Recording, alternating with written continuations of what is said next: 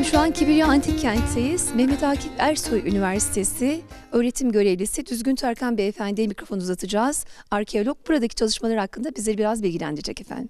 Şimdi Kibirya Antik Kenti Burdur'un Gölhisar ilçesinin hemen batısındaki alçak tepeler üzerinde konumlanıyor.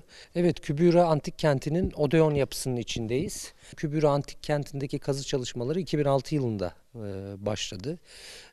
Şu anda halihazırda doçent doktor Şükrü Özüdoğru başkanlığında devam eden bir kazı. Yani yaklaşık bir 16-17 yıllık bir süre geçti kazı çalışmalarının başlamasından bugüne.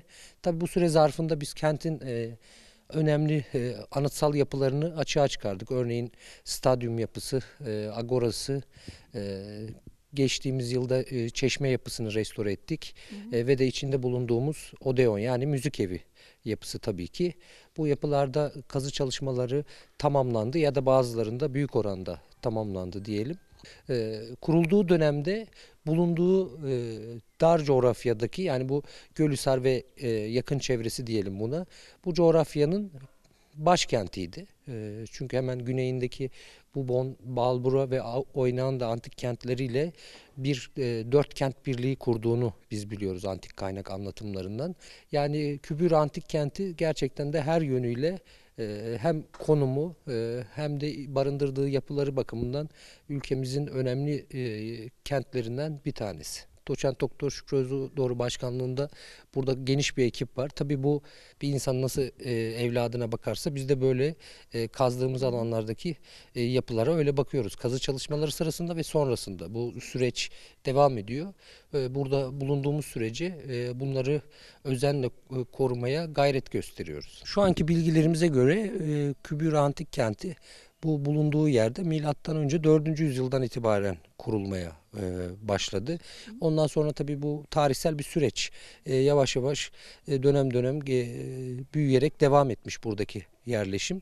Ama asıl gelişkin dönemini yani burada bu anıtsal yapıları milattan sonra 23 yılında gerçekleşen büyük bir deprem var. O depremin hemen ardından başlıyor. Özellikle milattan sonra 1 ve 2. yüzyıllarda burada çok yoğun bir nüfus ve bununla alakalı anıtsal yapılar görüyoruz. Buradaki yerleşim yani yine dediğim gibi şu anki bilgilerimize göre milattan sonra 9. 10. yüzyıla kadar devam etmiş. Yani 1200-1300 yıllık bir süreçten bahsediyoruz.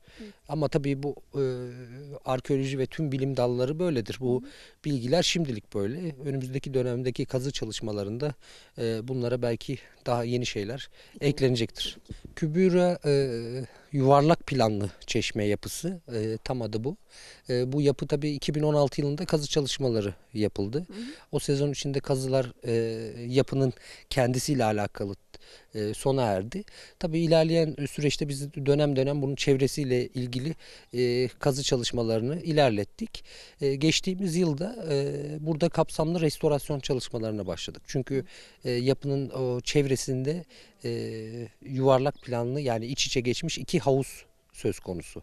Bu havuzları ve merkezinde yükselen sütunlu yapıyı yani asıl suyun çıkıp havuzlara dağıldığı sütunlu yapıyı restore etmek için çalışmalara başladık. Bu çalışmalarda tabii kullandığımız malzemenin yaklaşık %85-90'ı orijinal kendi malzemesi. Sadece sütunlarına ilişkin bazı parçalar bulmuştuk ama onlar da sağlamlık açısından kullanılabilir durumda değildi. Benzerlerini yeniden ürettik yine mermerden. Yani yapıda yeni olarak sadece sütunlar ve birkaç mimari parça var. Onun dışında büyük oranda kendi orijinal yapısıyla ayağa kaldırıldı. Yani ülkemizde çok sayıda çeşme yapısı var. Bunlar genelde düz cepheli ya da U planlı çeşmeler. İlk kez böyle iç içe yuvarlak havuzları olan bir çeşme restore edilmiş oldu. Bir de geçtiğimiz haftalarda bu yapıyı yine o antik kaynağından suyla da buluşturmuş olduk. Kibirya bizim yani burada çalışan hocalarımız olarak ve Gölhisarlıların göz bebeği. Gerçekten de ülkemizin çok çok güzel antik kentlerinden biri. Yani gelip gezmeye, görmeye değer bir antik kent. O yüzden öncelikle burada Gölhisarlı hemşerilerimize burayı korumaya özen göstermelerini diliyorum. Bunun yanında da yerli ve yabancı misafirlerimizi her zaman bekliyoruz Gübüre Antik Kenti'ne. Teşekkür ederiz hocam, sağ olun. Efendim bizler de çok teşekkür ediyoruz kıymetli hocamıza. Kazı ekibine de başarılar diliyoruz. Çünkü çok uzun soluklu bir çalışmanın üstünde Antik Kenti bizlerle buluşturuyorlar. Emeği geçen herkese tekrar teşekkür ediyoruz, saygılar sunuyoruz.